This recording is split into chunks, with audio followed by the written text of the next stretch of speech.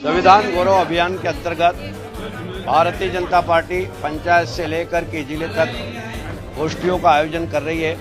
उसमें कांग्रेस पार्टी के द्वारा जो कि अनावश्यक और एक गंदे प्रचार किए जा रहे हैं, उसके विरोध में भारतीय जनता पार्टी ने गांव-गांव, शहर-शहर में गोष्ठी करके कांग्रेस ने बाबा साहब भीमराव अंबेडकर के साथ क्या क्या किया वो बताने का हम सब काम कर रहे हैं। कांग्रेस पार्टी ने कभी भी बाबा साहब को सम्मान नहीं दिया।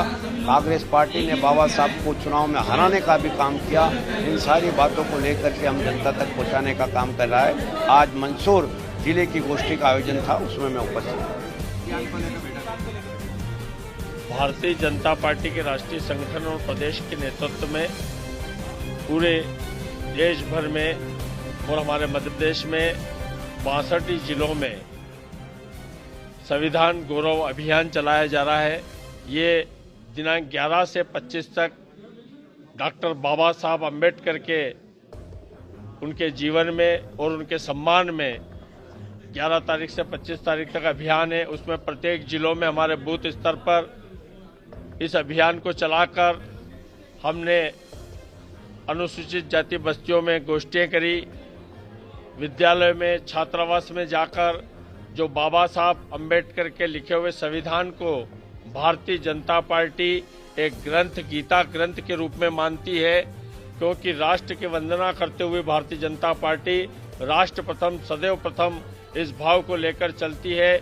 और जब जब भारतीय जनता पार्टी 2014 से 25 और बीच में अटल जी की सरकार थी, उस समय डॉक्टर भीमराव अंबेडकर जी के पंच तीर्थ हमने बनाए। ये भारतीय जनता पार्टी ने किया, चाहे वो नागपुर में उनका मऊ में जन्मस्थली हो, नागपुर में उनकी दीक्षा हो, दिल्ली में उनका हो, बम्बई में हो, इंग्लैंड जहाँ लंदन में जहाँ शिक्षा ली, वहाँ सब जगह जो कार्य किया है वो मात्र एक भारतीय जनता पार्टी की सरकार ने बाबा साहब अंबेडकर के उनके जीवन पर्यंत किया है। लेकिन आज आप देख रहे हो किस प्रकार से कांग्रेस एक यात्रा निकाल रही है भीम और लेकिन उन्होंने 55-60 साल तक सरकार में ये जो 5 तीर्थ स्थल बता रहा हूं मैं, पंच तीर्थ, उस पर कोई कार्य नहीं किया।